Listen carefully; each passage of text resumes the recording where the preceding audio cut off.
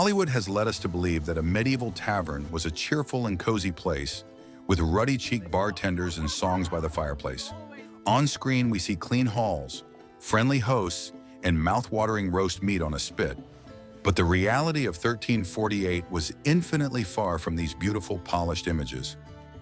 What if I told you that visiting such an establishment in those days was more dangerous than stepping directly onto the battlefield against an armed enemy?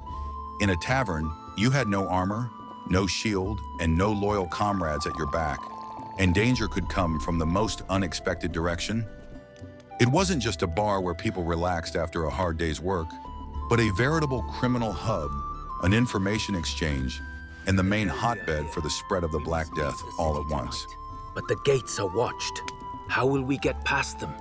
Taverns became hubs where the paths of merchants, mercenaries, runaway peasants, and thieves of all kinds converged. Here, fortunes were decided, conspiracies were hatched, and news from the farthest corners of the country was shared.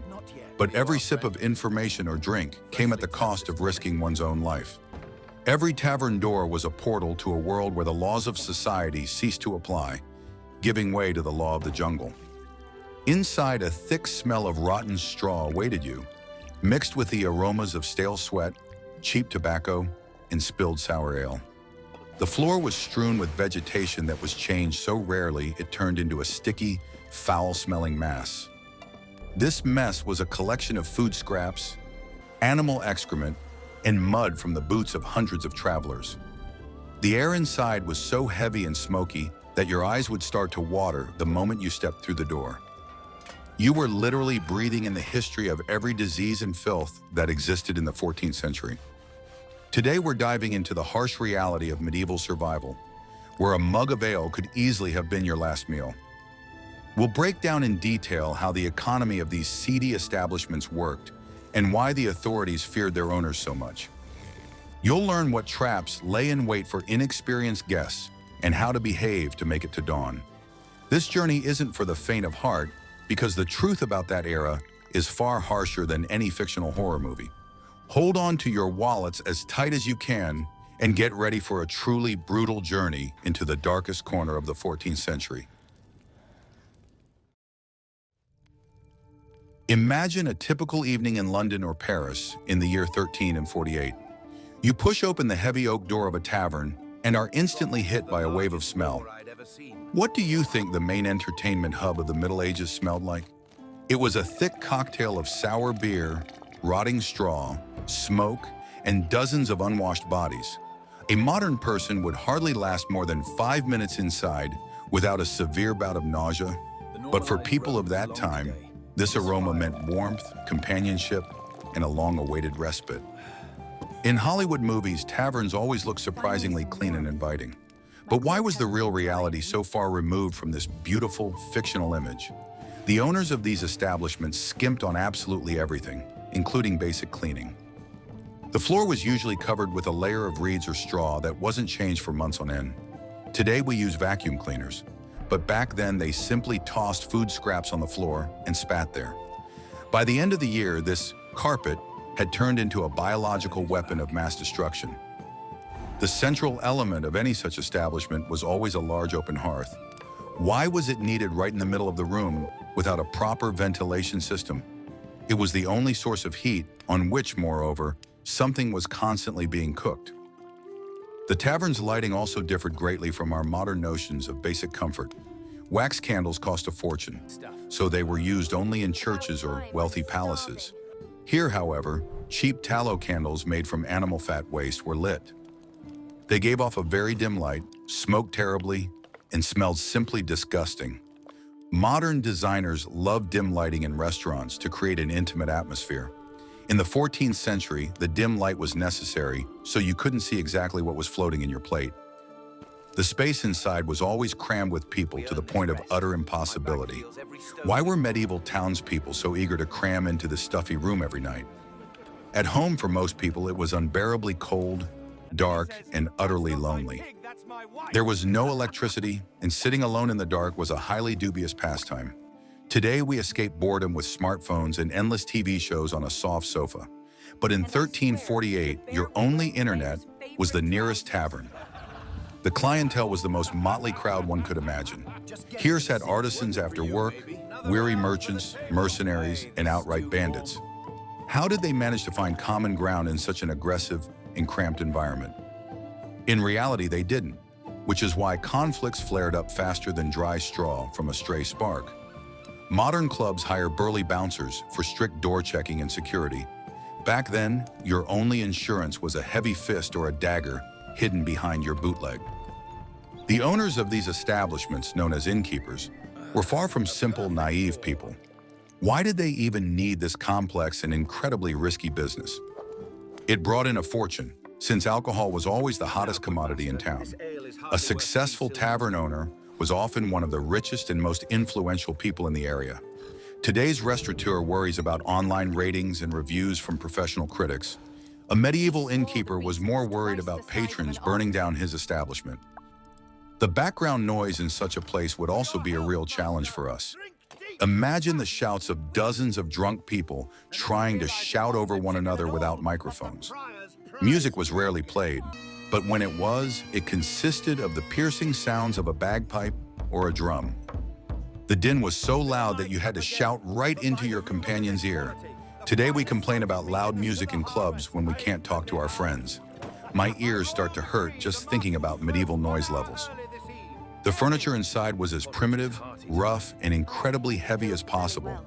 Why didn't anyone bother with comfortable chairs, or at least backrests on the benches? First, it was too expensive, and second, lightweight furniture is too easy to throw around in a fight. So patrons sat on massive oak benches at long, rough-hewn tables. Modern antique shops sell such tables for crazy money as stylish vintage pieces. But back then, it was simply a safety measure to keep the table from being smashed over someone's head. Despite all these horrors, the tavern remained the heart of the city's social life. It was a place where the strict class boundaries of rigid medieval society were blurred. Here, a destitute vagabond could sit at the same table as a wealthy cloth merchant. Alcohol and cramped quarters made people surprisingly equal in the face of shared chaos. Today, we call such processes the democratization of society and social convergence. The Romans built baths for this purpose, while medieval Europe preferred to come together over a mug of ale. The food and drinks in such an establishment were a real ordeal for the human body. Why did people even drink this strange alcohol instead of plain clean water? The answer is simple. Water in medieval cities was literally deadly to one's health. Artisans, butchers, and ordinary townspeople dumped waste into the rivers every single day. Today, we drink filtered water from plastic bottles and complain about a strange aftertaste. Back then, a glass of raw water could send you to the afterlife faster than a sword strike. That is precisely why ale was an absolutely essential beverage for every European. The brewing process killed bacteria, making this cloudy liquid relatively safe to drink. The alcohol content of this mass-produced beer was low, around 2 or 3%. As a result, an adult could easily drink 3 liters of this beverage daily. Modern doctors would be horrified by such an extreme drinking regimen. But for a medieval laborer, it was the primary source of calories and safe liquid. The freshness of food in a tavern was always a bit of a culinary lottery for the patron.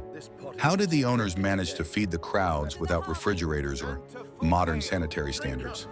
They made liberal use of spices, garlic, and onions to mask the smell of meat beginning to rot.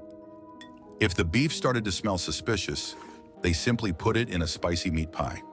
Today, a restaurant would be shut down for a steak that was just 1 day past its expiration date in the fridge. Back then, the cook would simply add a generous amount of salt and serve the dish. Meat pies were, in general, the ideal medieval fast food for travelers and regulars. The thick crust made of stiff dough served as a sort of container for the filling. This crust was often not even eaten but simply thrown to the dogs after a hearty meal. It protected the contents from dirt, flies, and the dirty hands of the diners themselves. It was, in fact, an ancient form of packaging, which has since been successfully replaced by plastic containers. The Romans also loved fast food, but the medieval approach was far more brutal. The process of drinking was also communal and recognized absolutely no personal boundaries. Mugs were often passed around in a circle, creating ideal conditions for the exchange of dangerous bacteria. People wiped their mouths on their dirty sleeves and simply passed the wooden cup to their random neighbor. There was no question of hygiene or even basic sterilization of the vessels. Today, we would be disgusted at the idea of drinking from the same bottle, even with our closest relatives. Yet they drank from the same tub with strangers and sincerely believed in the healing power of ale. If you had money, you could order wine instead of cheap ale. But even here, you face the danger of falling victim to medieval marketing scams. Innkeepers often diluted expensive wine with water or colored sour vinegar with wild berries. To improve the taste, they might add honey, resin, or even crushed chalk to the spoiled drink. Today, counterfeiting alcohol can result in a serious prison sentence and a huge fine. Back then, it was simply considered good business and a sign of the owner's shrewdness. The cost of a meal always depended on your bargaining skills and appearance. Why set fixed prices when you could gauge a customer's wallet by eye? A richly dressed merchant paid 3 times as much for the same soup as a poor peasant. There were no menus with price tags in any establishment whatsoever. In the modern world, we're used to transparent pricing in any restaurant or cafe. The medieval economy operated on the principle that the most cunning and brazen participant would survive. The morning reality after an evening at the tavern was a brutal ordeal for the body. Hangovers were treated just as harshly as all other illnesses of that dark era. The usual remedies were to drink brine, eat a raw egg, or have a little bloodlet. Some doctors seriously recommended applying raw cabbage or a live frog to the head. Today we buy instant tablets and complain of headaches to our colleagues. A medieval person would simply grab a hoe and go to work in the fields under the scorching sun. And yet this rough fast food and sour alcohol sustained city life. Without such establishments, the logistics of entire armies and trade caravans would simply have collapsed. They provided calories to those who had no kitchen or time to cook at home. It was the perfect system for refueling human fuel before a long and arduous journey. Today, roadside cafes serve exactly the same function for truckers and tourists. The only difference is that in the Middle Ages, the chance of getting food poisoning was much higher. If you stayed at a tavern for the night, a real test of endurance began. Where do you think most of the patrons of this lovely medieval establishment slept? The answer won't please you. Right on the dirty floor in the common room by the fireplace. People simply wrapped themselves in their cloaks and lay haphazardly on the dirty straw. Modern hostels with their bunk beds would have seemed like a presidential suite to these people. Sleeping on the floor meant breathing in dust and risking being trampled by a drunken neighbor. Wealthier guests could afford a spot in a communal bed on the second floor, but don't be fooled by the word bed in its modern, comfortable sense. It was a huge wooden box stuffed with straw, where up to 5 strangers were laid out. You literally shared a blanket with a wool merchant, a soldier, and a random wandering monk. Today we demand personal space and fresh linens, even in the cheapest motel. Back then, the ability to sleep cuddled up with a snoring stranger was a basic survival skill. The real masters of these beds were not people at all, but hordes of hungry insects. Why did bedbugs and fleas feel more at home there than the weary travelers themselves? The straw mattresses went unchanged for years and served as the perfect incubator for parasites. Overnight, these little vampires could bite a person to a bloody pulp. Modern pest control professionals use chemical weapons to destroy a single nest in an apartment. Medieval people simply considered insect bites an inevitable part of any normal journey. Keeping your belongings safe at night was no less of a challenge than fighting bedbugs. Imagine falling asleep in a room with 5 armed men with no moral scruples. You had to hide your coin purse in the most inconspicuous spot on your body. Shoes were often placed under one's head instead of a pillow to prevent them from being stolen while asleep. We leave our phones on the nightstand and sleep soundly with the door to our room open. In the 14th century, such carelessness guaranteed that you would wake up completely naked in the morning. There were almost never locks on guest room doors for the sake of strict economy. Why waste expensive metal on those who will leave your city tomorrow anyway? Therefore, anyone could easily walk into your room in the middle of the night. To protect themselves, travelers often prop the door open with a heavy bench or their own belongings. Today, the electronic key card is the security standard in the global hospitality industry. Back then, the best alarm system was a light sleep and a sharp dagger under a makeshift pillow.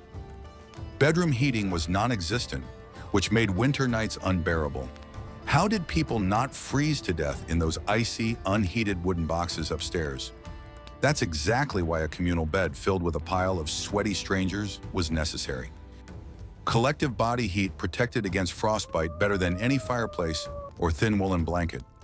We turn on the heater when the room temperature drops below 20 degrees Celsius. They used other people as living radiators just to survive until morning. The smells in the bedroom were no less impressive than in the main hall downstairs. Closed windows and a lack of ventilation concentrated the scent of unwashed bodies to the limit. In addition, chamber pots stood right under the bed and were rarely emptied until morning. Breathing in this dreadful mixture of carbon dioxide and waste was a trial for the faint of heart. The morning awakening began with the first rays of the sun, without any alarm clocks or reminders. Why did medieval travelers have to jump out of bed at such an ungodly hour every single day? Daylight was the main resource, and wasting it on a long sleep was considered a crime. As soon as the sun rose, the tavern came to life, and the loud noise from below made sleep impossible. Today, we love to sleep in until noon on weekends, with the curtains tightly drawn. In those days, sleeping through dawn meant losing a whole day of travel or earnings. The process of getting ready was lightning fast and didn't require any complicated grooming or hygiene routines. Washing up usually consisted of splashing one's face with ice-cold water from a shared wooden bucket.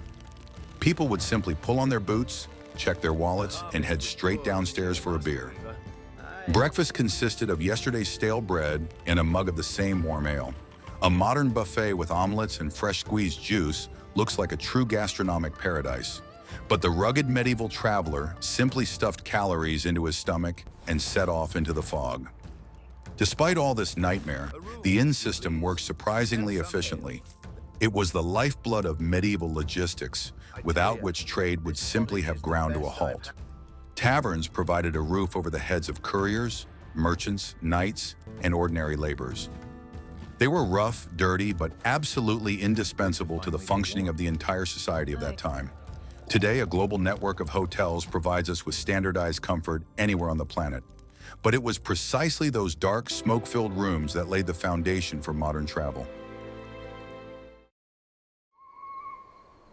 But the main commodity in any medieval tavern was not ale at all. What do you think was valued more in the 14th century than gold or a good sword? It was information, because back then people waited months for news, while rumors spread instantly. The tavern served as a substitute for newspapers, television, and social media all at once in a single noisy room. Today, we receive push notifications about world events right on our smartphone screens. Back then, you had to buy a visiting merchant a drink to find out what was happening in the capital. The tavern owner wasn't just a businessman, but the chief information broker of his district. Why did the innkeeper know all the secrets and gossip of his city better than the governor? Because people drink, and when they drink, even the tightest lips loosen up. The innkeeper listened to the conversations of guards, thieves, merchants, and mercenaries every single day. Modern corporations collect your data through cookies and search history. A medieval bartender simply polished a mug and listened to your shouts echoing through the room. It was right here that spies from rival states and noble feudal houses were actively at work. How did they manage to extract military secrets from a crowd of drunken peasants and merchants? They simply bought the soldiers drinks and asked the right questions at the right moment. A single drunk sergeant might reveal the size of the garrison for a piece of good roasted meat. In the modern world, intelligence agencies use satellites and highly complex algorithms to intercept encrypted traffic. In the year 1348, all it took to crack the system was 2 mugs of strong beer. The tavern was also the main unofficial labor market for mercenaries and ordinary laborers. Where else could a man with a sword find someone willing to pay for violence? Squad captains came here to recruit fighters for the next local senseless war. They threw coins on the table and promised mountains of gold to anyone who would follow them. Modern recruiters use online profiles and conduct multi-stage video interviews. A medieval HR manager simply watched to see how hard you could hit someone in a fight. Business deals were also struck right here, amid the noise, grime, and spilled ale. Why would serious merchants discuss contracts in such a completely unsuitable place? Office buildings didn't exist, and inviting strangers into one's home was extremely dangerous. The tavern was neutral territory, where many witnesses could confirm the fact that a contract had been concluded. Today, we sign electronic documents and have them notarized by professional notaries. Back then, a contract was sealed with a firm handshake and a shared cup of sour local wine. If someone broke the terms, the whole tavern knew that this guy was a liar and a swindler. Today, a company's reputation can be checked through online reviews or court databases. The Romans carved laws in stone, while medieval Europe kept contracts in the memories of drunks. Fake news was a huge problem and spread through taverns like wildfire. Imagine someone running into the room and shouting that a neighboring country had declared war. It was physically impossible to verify this information, so panic broke out instantly and completely uncontrollably. Merchants would sharply raise prices, and peasants would start hiding grain and weapons in their cellars. Modern social media platforms combat fake news using algorithms and warning labels. Back then, any nonsense spoken loudly enough would become absolute historical truth by morning. The search for criminals also relied on the information network of these dubious drinking establishments. How could the city guard find a murderer if there were no photographs or fingerprints? They would come to the tavern and promise a generous reward to anyone who turned in the dangerous man. Descriptions of the suspect's appearance were passed from mouth to mouth and often became embellished with completely fantastical details. We've grown accustomed to street surveillance cameras and facial recognition software on the streets. But back then, your chief detective was a chatty innkeeper looking to earn a few gold coins on the side. The black market flourished in the corners of the hall every single night. Here, stolen goods, illegal weapons, and contraband from other countries were sold. In the dim light of the tavern, it was impossible to tell where that beautiful silver cup had come from. The authorities were well aware of this, but often turned a blind eye in exchange for regular bribes. The modern dark web hides illegal deals behind layers of encryption and anonymous cryptocurrency transactions. Medieval criminals needed nothing more than the darkest corner and a quiet, confident voice. Ultimately, these seedy establishments served as the main hubs of the medieval social network. Without them, society would have been fragmented into isolated groups with no means of normal communication. Information flowed from village to city, from city to capital, precisely through these places. It was an incredibly chaotic but surprisingly vibrant system for exchanging vital data. Today, we build gigantic data centers to store and transmit petabytes of our information. In the 14th century, the main server was an oak barrel of ale in the middle of a filthy hall. The year 1348 marked a turning point in the history of all human civilization. Why is it that this particular date makes historians sigh nervously every time it is mentioned directly? The Black Death, the bubonic plague, had arrived in Europe, and it would soon wipe out a third of the continent's population. And medieval taverns became ideal, simply perfect incubators for this deadly disease. Modern epidemiologists are horrified by mere accounts of the sanitary conditions of that time. These places seem to have been specifically designed for the fastest possible spread of any biological threat. The main carriers of the bacteria were infected fleas traveling on common black rats. Where do you think these rodents felt most comfortable and completely safe? Right in that very rotting straw that had been lying on the floors of all these establishments for months. The rats fed on scraps, bred in the warmth of the fireplace, and generously shared their fleas with visitors. Today, health inspectors would shut down the building if they found even a single rodent like that. Back then, a rat scurrying across your boot during dinner was a common sight.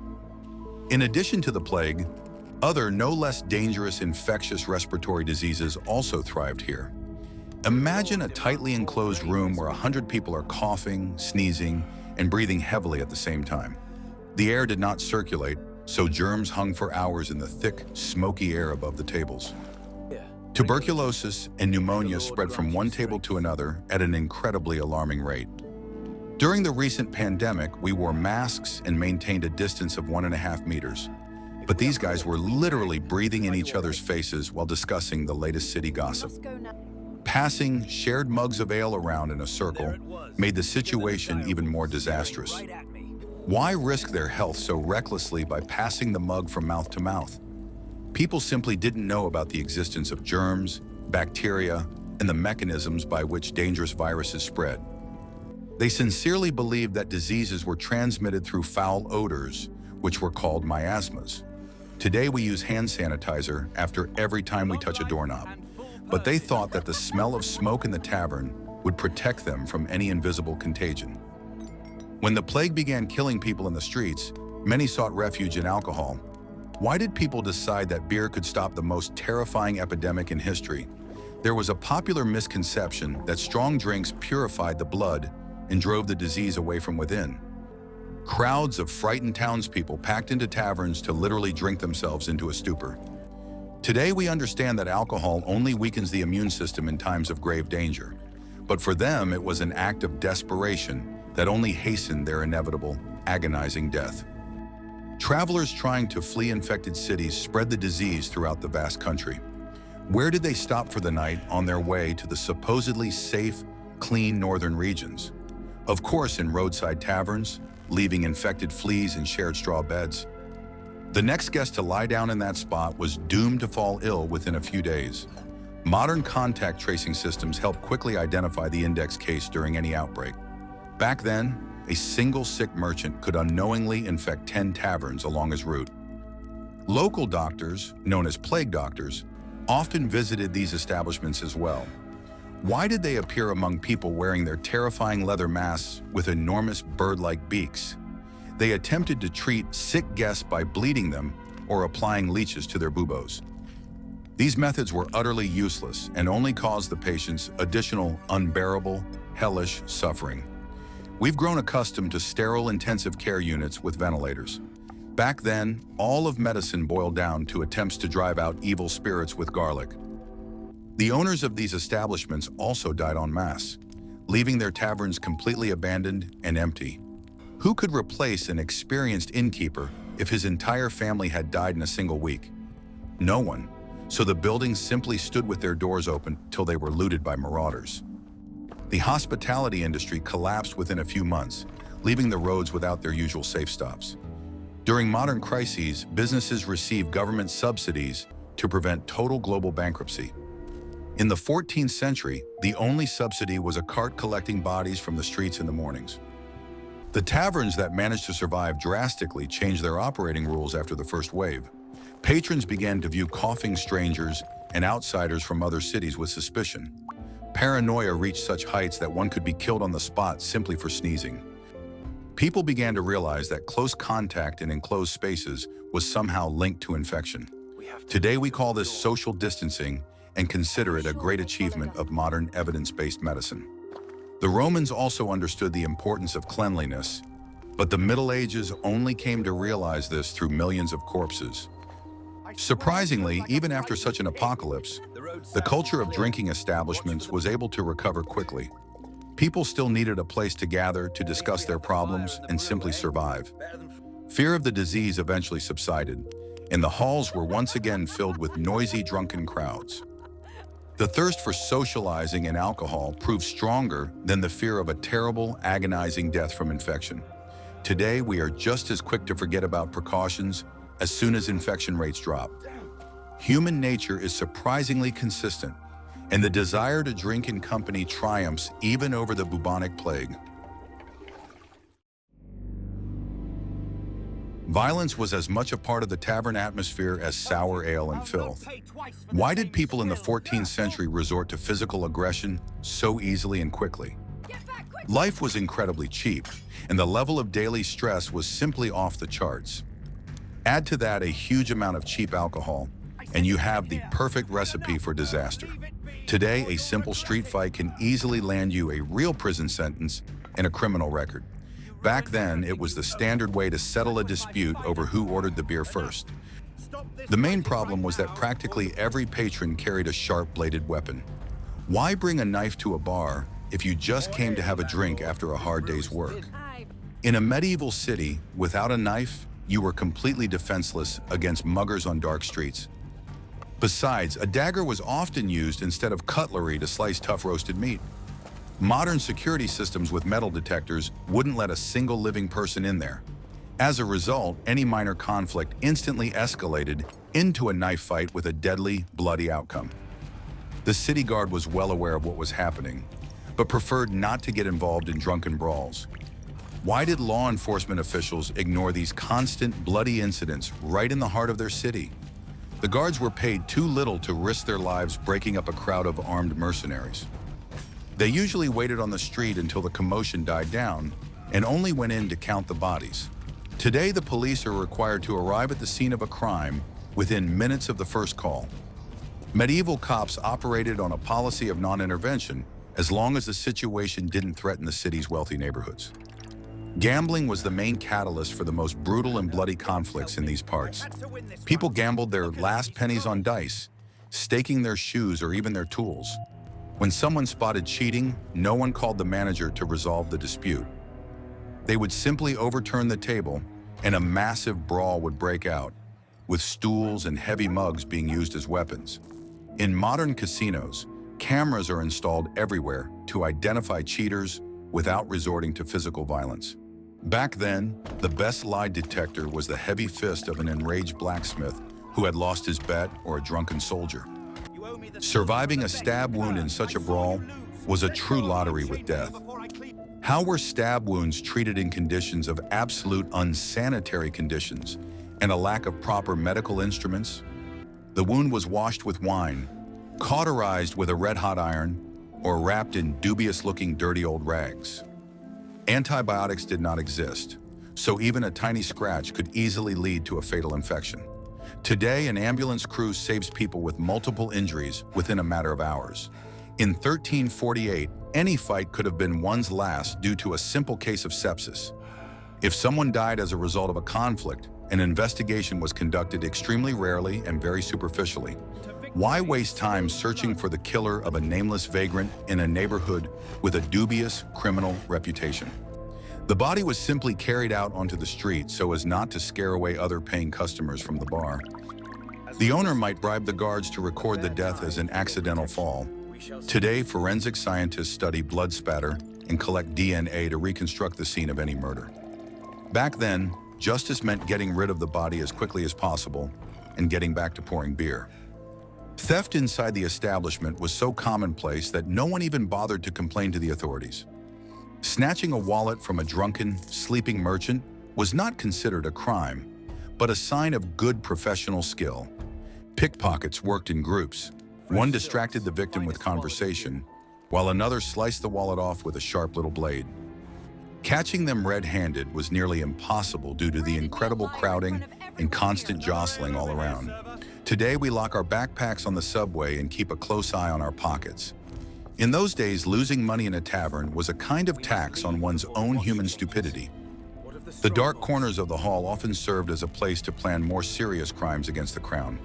Where else could conspirators calmly discuss the assassination of a lord or the robbery of a large merchant caravan? The loud noise and general commotion served as an excellent cover for any dangerous secret conversations. Criminals sketched out their attack plans right on the tables, spilling ale to make the process more vivid. Modern gangs use secure messengers with end-to-end encryption to coordinate their illegal activities. The medieval mafia simply had to whisper amid the loud shouts of the drunken table next door. And yet, despite the constant threat to their lives, taverns remained packed every single night. The risk of getting stabbed in the back wasn't a strong enough reason to stay home alone. Social isolation frightened these tough people far more than physical pain or death. They accepted the rules of this brutal game because no other form of entertainment simply existed. Today, we isolate ourselves in comfortable apartments, avoiding any unwanted contact with the aggressive outside world. They, on the other hand, threw themselves headfirst into this dangerous chaos because only there did they feel alive. City authorities hated these establishments with every fiber of their medieval bureaucratic souls. Why were mayors and lords so afraid of places that brought in huge tax revenues for the treasury? Because wherever a crowd of drunken poor people gathers, riots and mass unrest always brew. Rulers understood that discontent over taxes most quickly escalates into revolution precisely over a mug of ale. Modern authorities block social media during protests to stop the coordination of the discontented masses. Back then, kings tried to limit tavern hours so that people would simply go home. To ensure the quality of beverages, a special and highly respected profession, that of the ale taster, was created. How did the state verify that an innkeeper wasn't diluting the beer with dirty river water from the nearest ditch?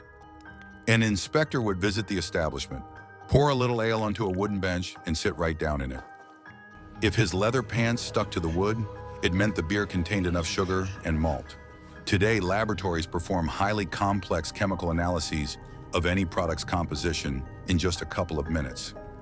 Back then, quality was guaranteed literally by the backside of a government official in sticky leather pants. The penalties for selling substandard alcohol were incredibly harsh and as public as possible for the offenders. What did they do to a swindler who sold sour or heavily watered-down beer to tired city workers? He could be tied to a pillory in the town square and forced to drink all of his spoiled merchandise. The crowd would happily pelt such an innkeeper with rotten vegetables or stones all day long. In the modern world, a business simply receives a fine from regulatory authorities and continues its normal operations. Medieval justice preferred methods that left bruises and powerful psychological trauma for life. Inside, people drank in complete darkness and tried to speak only in quiet, hoarse whispers. During Prohibition in America, such places were called speakeasies and were considered incredibly trendy. Medieval speakeasies operated on the same principle 600 years before the gangsters of Chicago. The church also waged a constant information war against these centers of vice and mass drunkenness. Why did priests consider taverns their main competitors in the battle for the souls of ordinary parishioners? Because on Sunday mornings, a peasant preferred to cure his hangover with ale rather than listen to a long sermon. Clergymen frightened their flock with the torments of hell and called drinking establishments the devil's own reception rooms. Modern religious figures used television and podcasts to convey their important spiritual thoughts. Medieval monks simply painted terrifying frescoes depicting devils boiling sinners in enormous beer barrels. To bring some order to this business, the authorities forced owners to hang signs above the entrance. Why was this law necessary if everyone in town already knew where the tavern was?